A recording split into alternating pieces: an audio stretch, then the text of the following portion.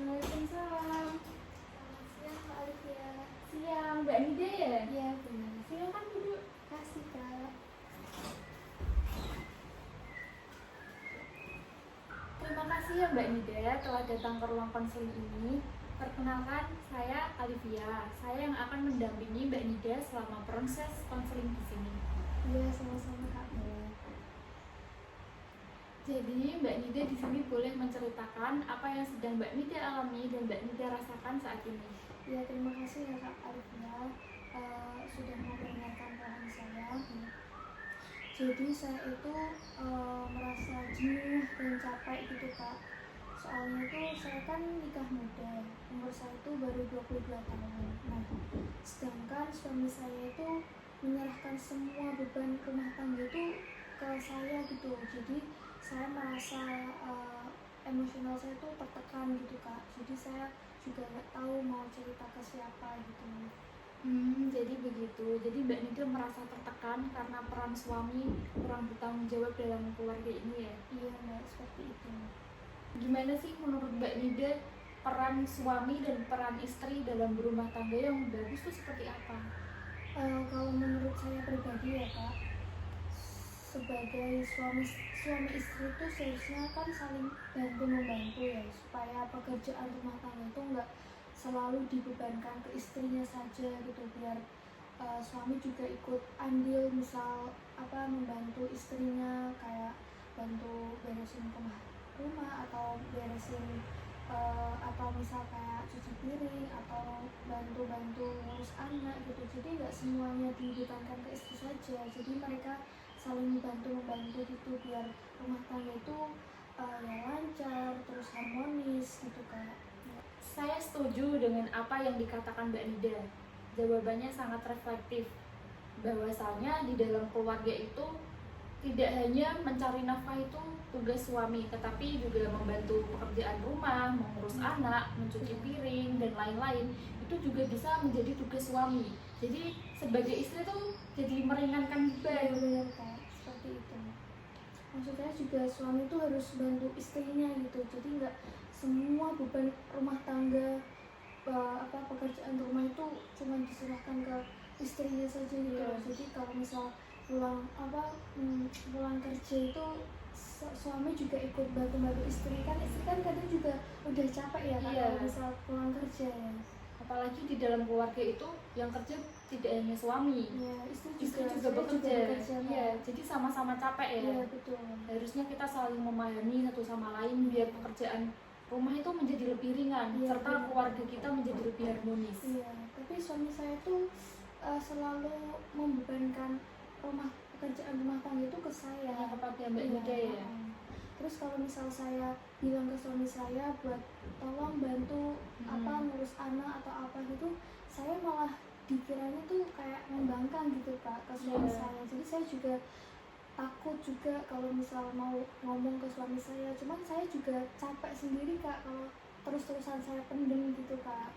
Karena menurut suami Mbak Nida itu bahwasanya pekerjaan rumah itu hanya pekerjaan untuk wanita saja. Padahal kan seharusnya kan juga saling bantu membantu gitu ya Kak. Jadi itu saya iri Kak sama teman-teman saya yang nikah muda juga yang seumuran kayak saya.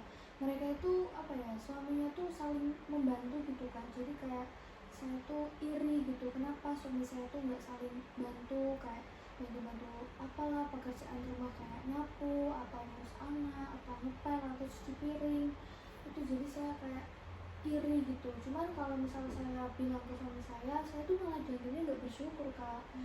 Katanya tuh kamu tuh udah dibantu cari nafkah, tapi kan saya juga cari nafkah ya Kak. Kalau misalnya pekerjaan rumah nggak lakuin bareng-bareng tuh saya merasa capek gitu Kak. Kamu sudah berada di langkah yang benar. Bahwasanya dalam keluarga itu bukan hanya cewek yang lebih dominan, tetapi harus saling menghargai dan memahami di dalam keluarga gitu Mbak Nida. Jadi itu saya bingung Kak mau mulai dari mana. Saya tuh pengen banget suami saya tuh sadar gitu loh Kak. Kamu telah berada di langkah yang benar, bahwasanya relasi yang sehat itu butuh keadilan, bukan masalah gender. tetapi di mana yang lebih menghargai dan lebih mengerti satu sama lain. Dalam Al-Quran, surah Al-Baqarah ayat 187, relasi antara suami istri itu disebut dengan libas, yaitu pakaian, saling menutupi satu sama lain. Oh, berarti ada ya Kak dalilnya dalam Al-Quran ya? Saya baru tahu. Iya, ada seperti itu. Artinya yaitu saling menutupi, saling melindungi, dan saling memahami. Rasulullah SAW juga mengajarkan bahwasanya pekerjaan rumah itu bukan hanya tugas perempuan, namun tugas domestik yang harus dilakukan antara pasangan suami istri, begitu.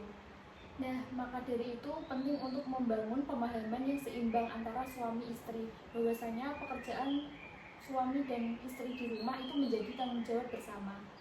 Nah, salah satu jalan keluar yang bisa kita cari adalah kita mencari jalan keluar dengan asertif dan sehat.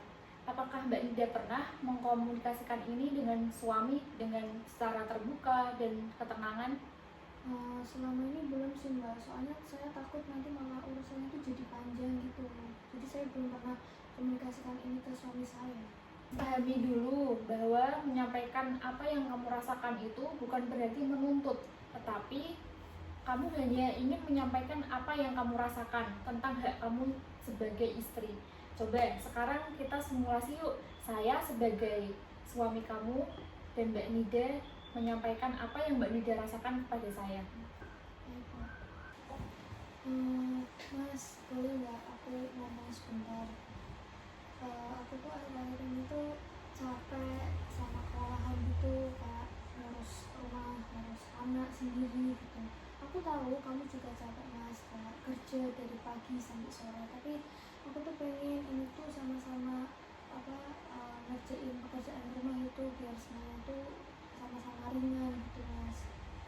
Bagus Nida, kamu telah menyampaikan perasaanmu secara tenang dan jujur.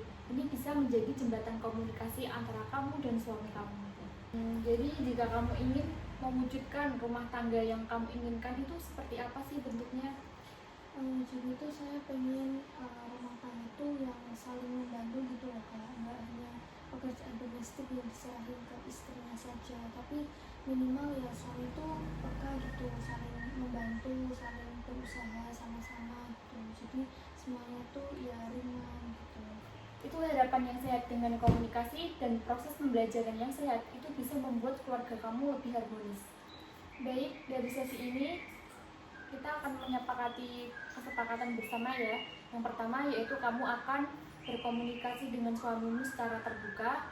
Lalu yang kedua, kamu berkomunikasi dengan suami tanpa menyalahkan atau menyudutkan.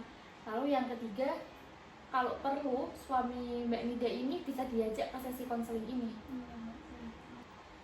Iya Mbak, makasih ya Mbak. Saya sekarang menjadi lebih tenang dan lega. Saya ingin berbagi ini nantinya ke depan supaya keluarga saya lebih harmonis dan bisa saling kompak satu sama lain antara saya dan suami saya. Semangat ya Nida, kamu telah berusaha untuk memperjuangkan rumah tangga yang harmonis dan sehat. Nanti jika ada sesuatu lagi ingin berkonsultasi dengan saya, diperbolehkan. Nanti kita ketemu dan atur jadwal selanjutnya. Insya Allah, makasih banyak ya Kak Bella sudah mau mendengarkan keluh kesah dan cerita saya pada sesi konseling ini.